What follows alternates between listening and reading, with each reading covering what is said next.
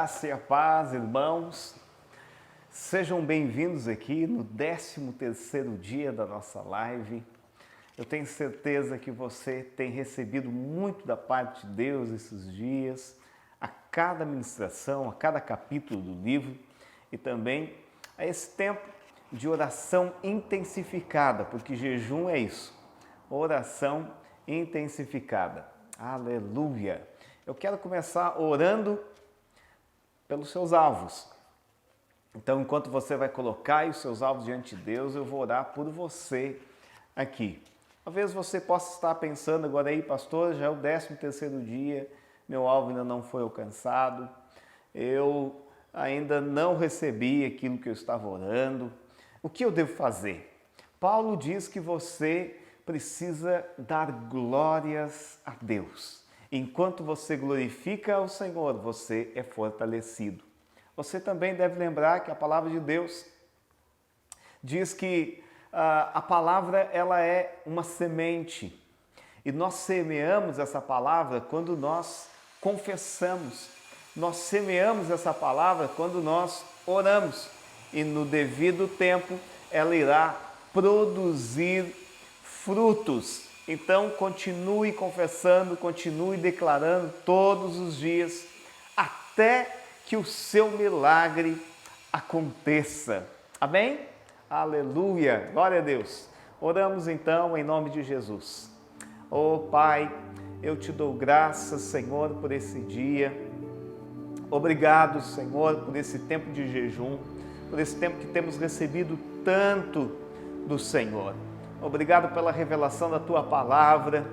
Deus, não seremos os mesmos depois desses 21 dias, Deus. A confissão, o declarar a Tua Palavra, nunca mais veremos da mesma forma. Creio que milagres estão sendo gerados, creio que um ambiente para o agir do Teu Espírito, um ambiente para que milagres aconteçam, estão sendo gerados, estão já acontecendo nessa hora, em nome de Jesus. Senhor, o Senhor sabe, meu Deus, o pedido, o alvo de cada um dos Teus filhos.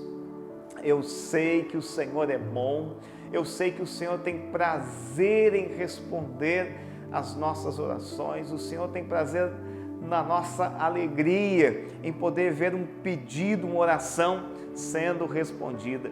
Eu declaro, meu Deus, que essa é a realidade dos meus irmãos. Declaro cada alvo sendo respondido para a Tua honra, para a Tua glória, para o Teu louvor, para que o Senhor seja engrandecido, meu Deus, em nossas conquistas, para que o Senhor seja engrandecido em nossas vitórias, Pai. Oh Deus, em nome de Jesus. Aleluia. Glória a Deus. Glória a Deus. Queria que orássemos ainda por salvação de pessoas. Vamos orar por essa cidade. Vamos orar pelos perdidos, por aqueles que não conhecem o Senhor. Vamos declarar que no mundo espiritual essas pessoas já são salvas.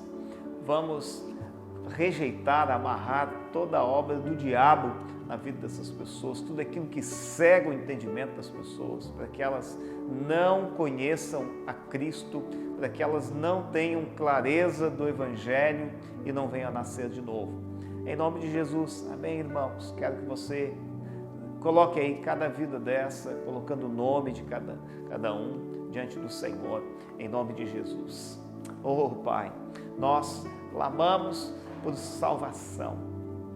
Sabemos que é da vontade do Senhor, Deus, que o perdido se salve.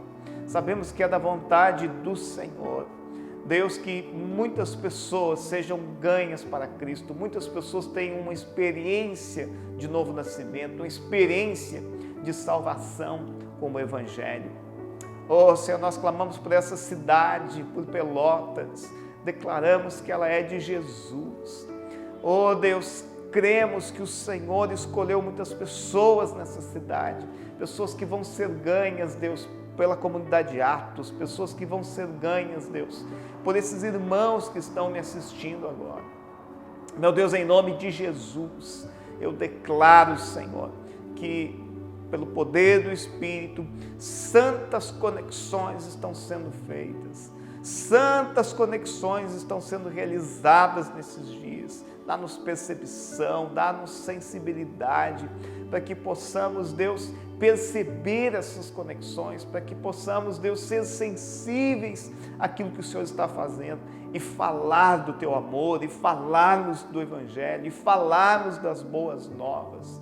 Deus, eu declaro, meu Deus, profetizo sobre a vida de cada um dos meus irmãos, que eles tenham esse senso, que eles foram chamados para anunciar o Evangelho.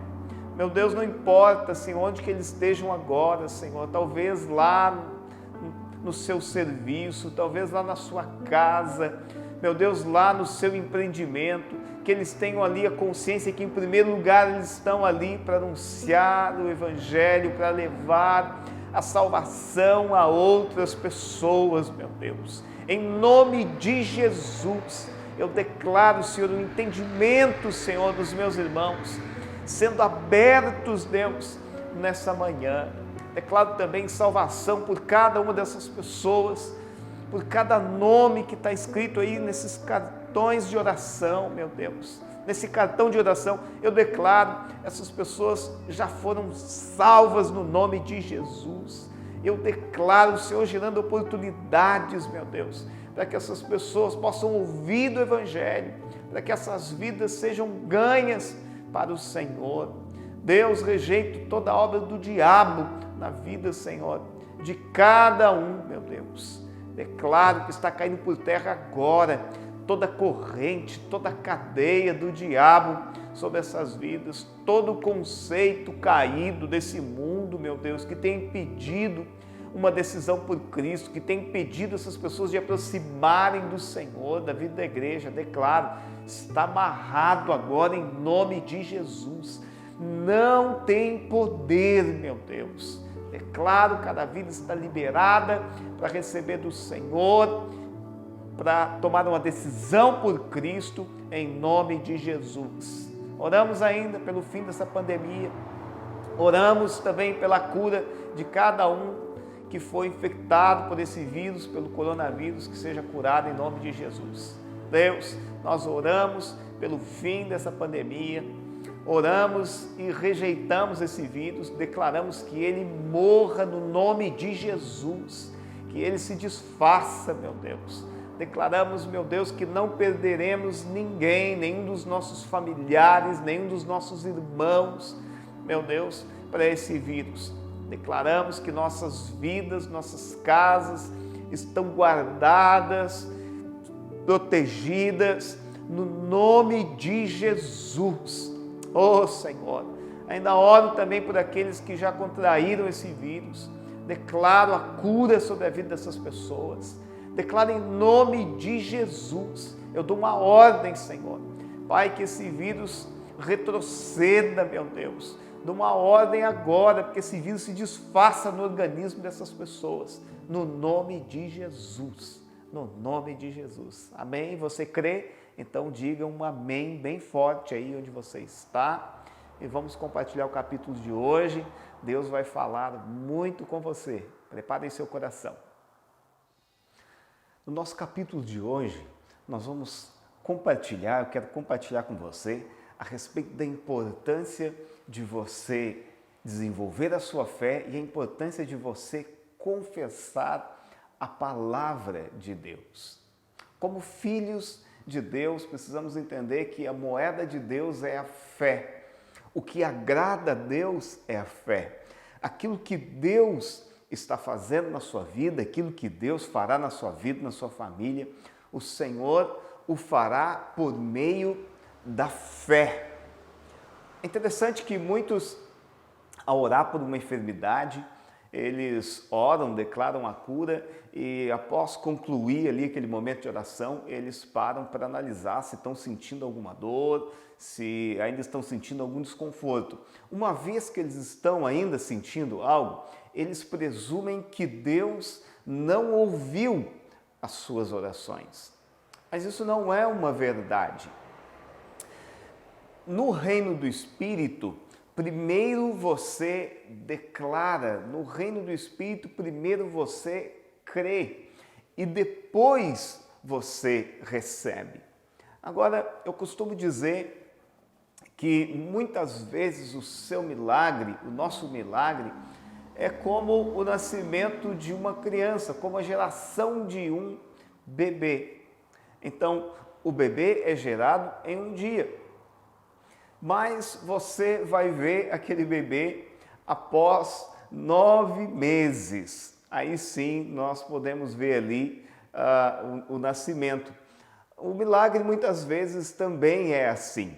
Por isso a importância de você continuar crendo, de você continuar confessando a palavra de Deus.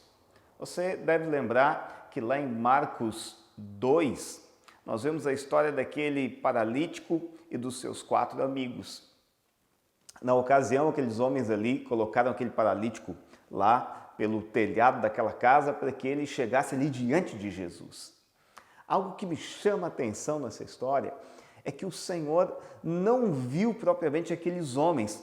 A Bíblia diz que o Senhor viu a fé daqueles homens. O que chamou a atenção de Jesus naqueles homens foi a sua fé.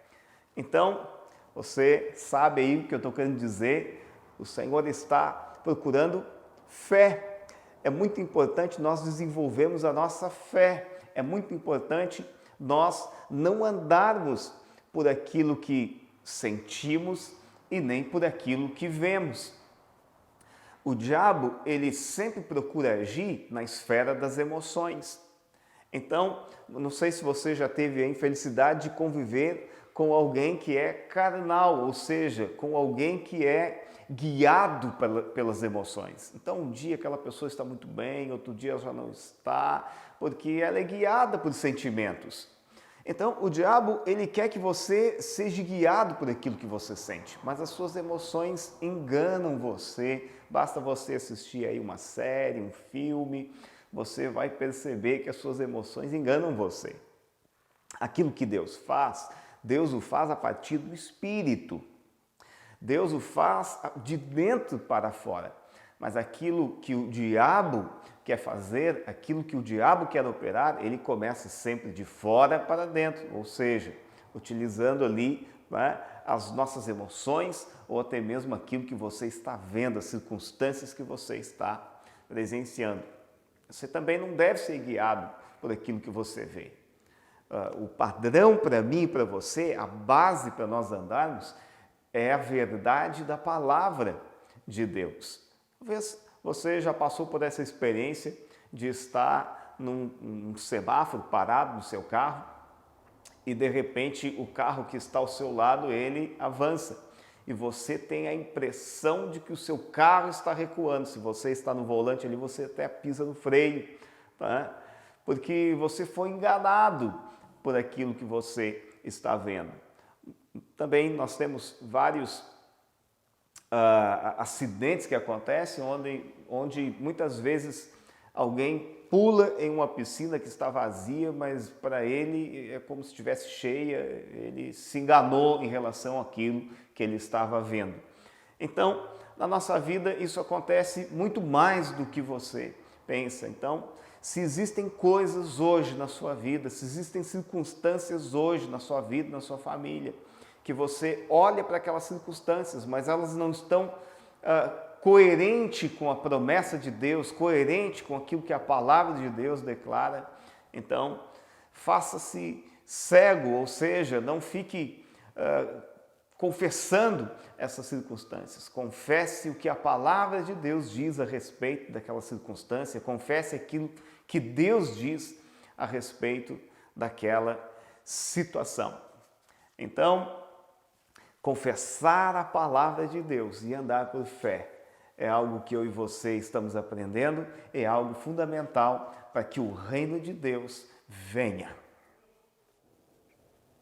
Lá em Marcos capítulo 11, versículo 22 ao 24, nós temos essa história aqui onde Jesus está ensinando a respeito de fé para os discípulos. Eu queria ler juntamente com você essa passagem. Diz assim: E Jesus respondendo disse-lhes: Tende fé em Deus, porque em verdade vos digo que qualquer que disser a esse monte, erga-te e lança-te no mar, e não duvidar em seu coração, mas crer que se fará aquilo que diz, tudo o que disser lhe será feito. Por isso vos digo que tudo o que pedirdes, orando, crede que o recebereis e tê-lo-eis. Algo me chama a atenção nessa passagem, que o Senhor fala a respeito de duas coisas aqui, a respeito de crer e a respeito de confessar. O Senhor fala uma vez apenas a respeito de crer, mas Ele fala 3 vezes a respeito da importância de você confessar.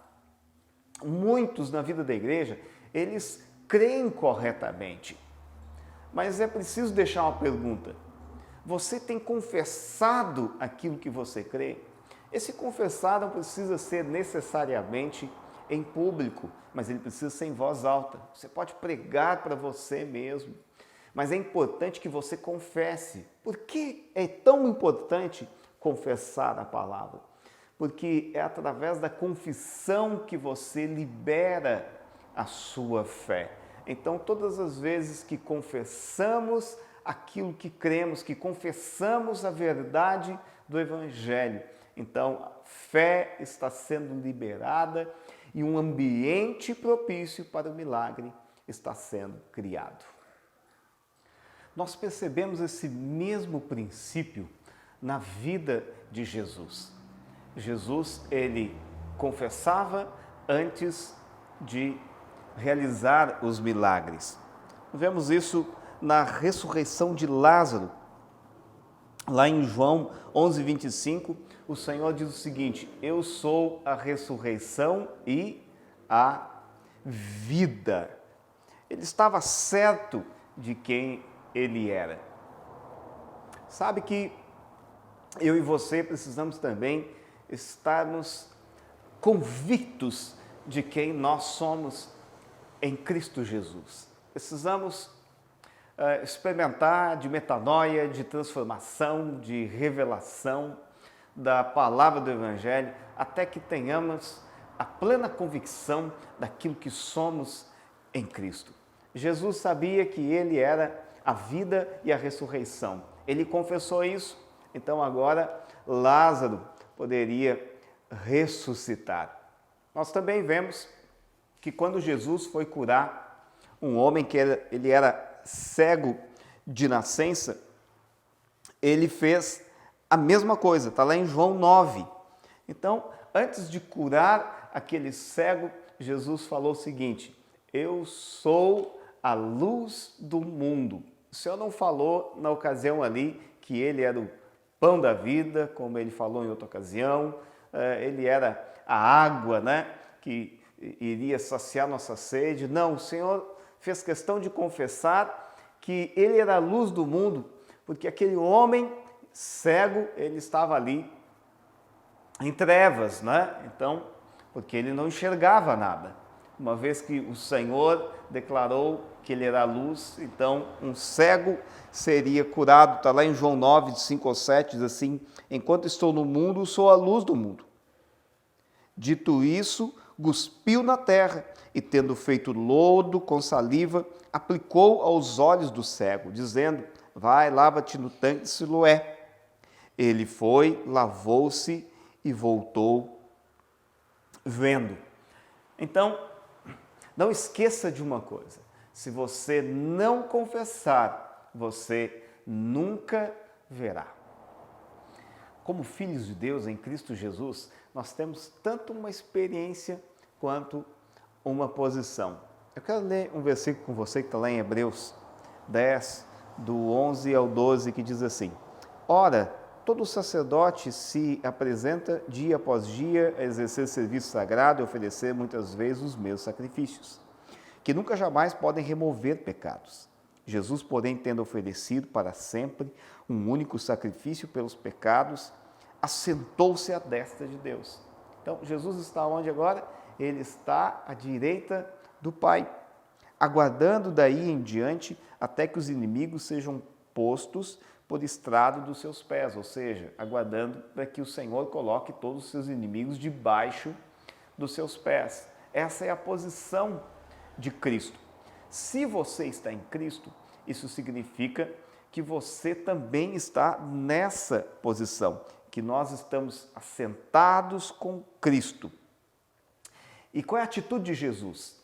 É esperar, é descansar até que o Pai coloque os inimigos debaixo dos seus pés. Essa também precisa ser a nossa atitude. Todas as vezes que o diabo atacar você com pensamentos, tá?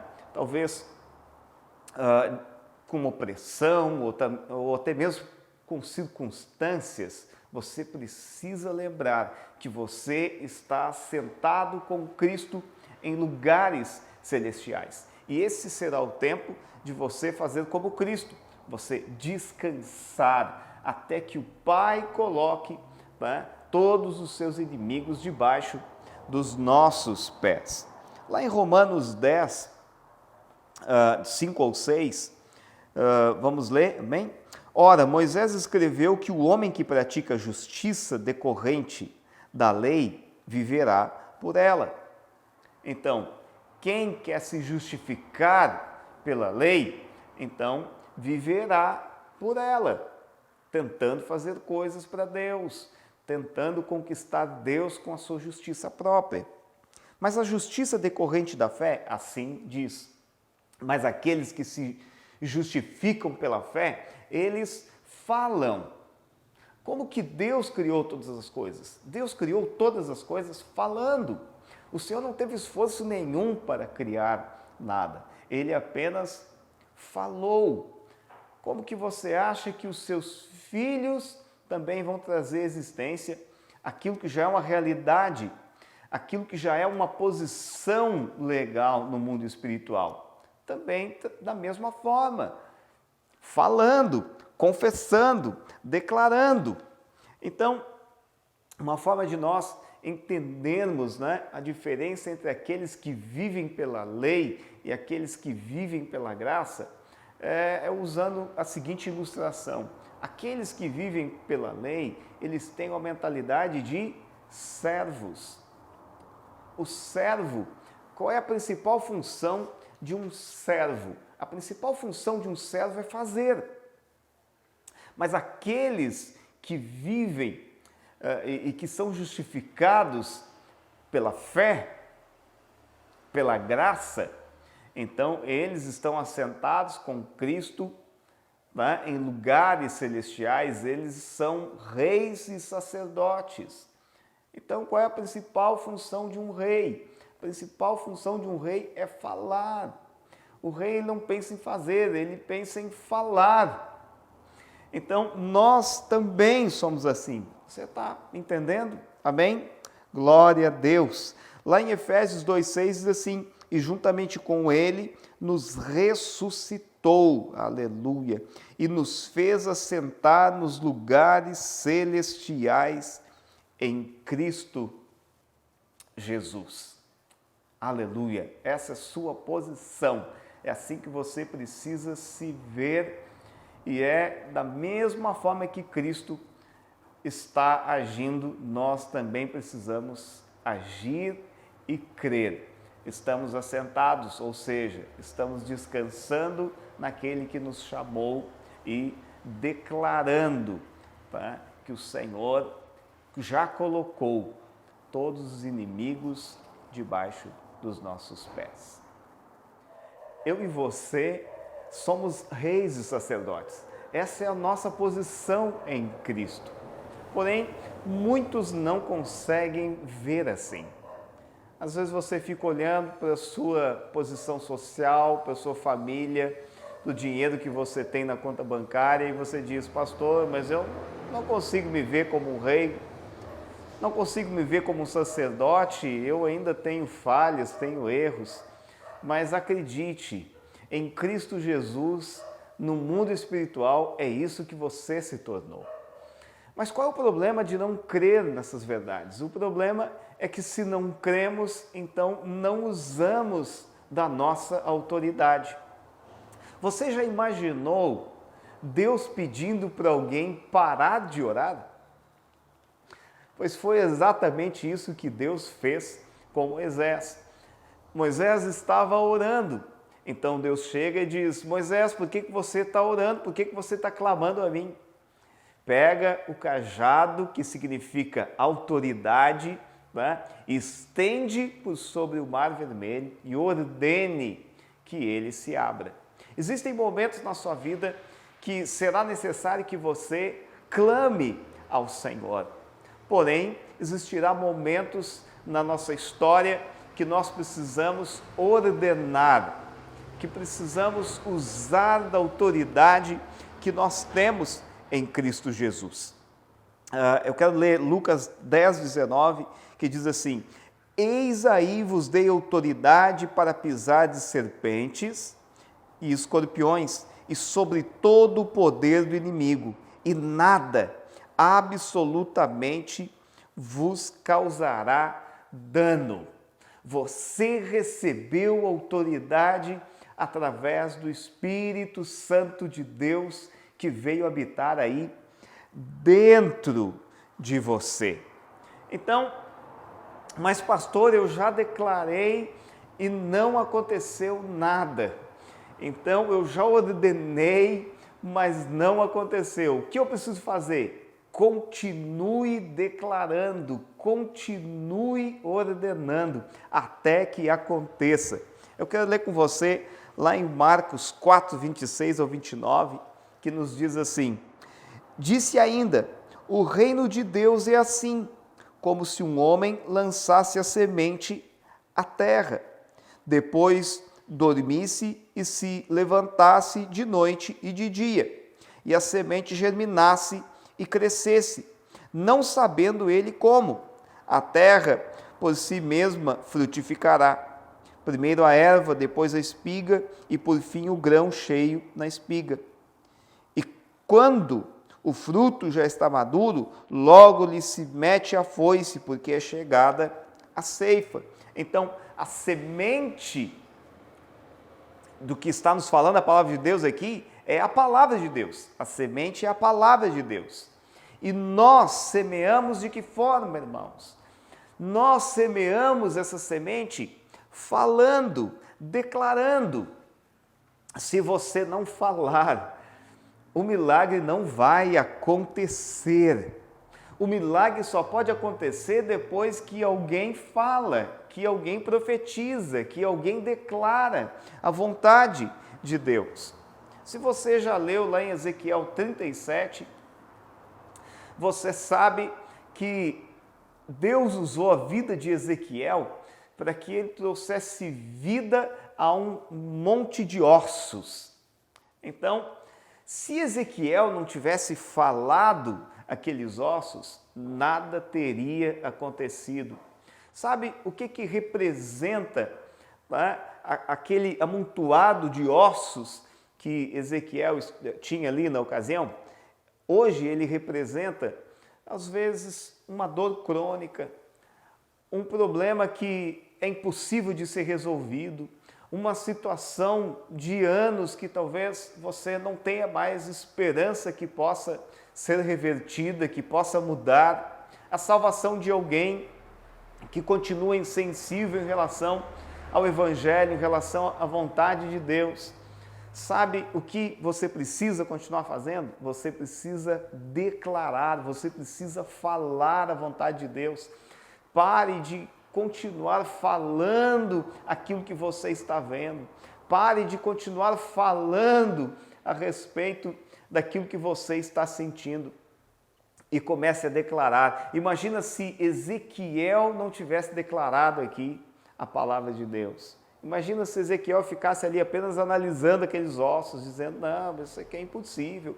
De que forma vai surgir vida aqui nesses ossos? Como que vai, né, brotar carne aqui nesses ossos? Aqui é apenas um cemitério, nada mais do que isso. Não, ele se fez cego para tudo aquilo que ele estava vendo, sentindo, e ele profetizou até que a vida de Deus, a glória de Deus viesse naquele lugar e se levantasse dali um exército forte. Eu declaro que assim será na sua vida nesses dias. Deus está mudando o seu falar. Você é um profeta de Deus nesse tempo, nessa geração, um profeta das boas novas, em nome de Jesus. Deus abençoe você, tenha um ótimo dia.